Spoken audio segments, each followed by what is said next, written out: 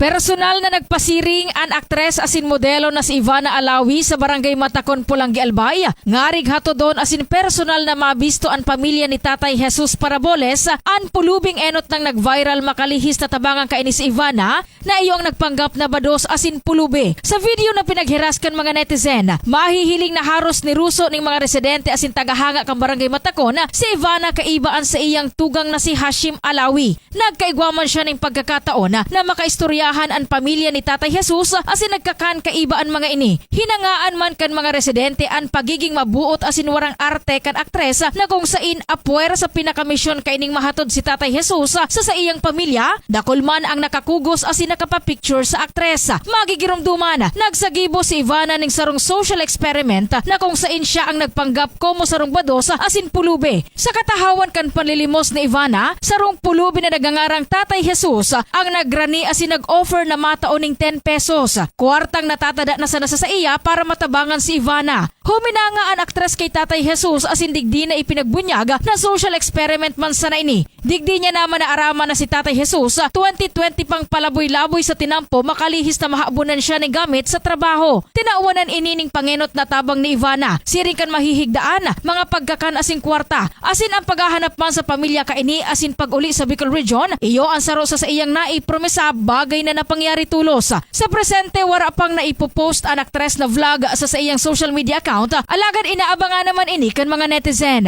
In the heart of changing lives, ako si Brigada Julie Rodriguez Belian, kang 91.5 Brigada News FM Legazpi, the Music and News Authority.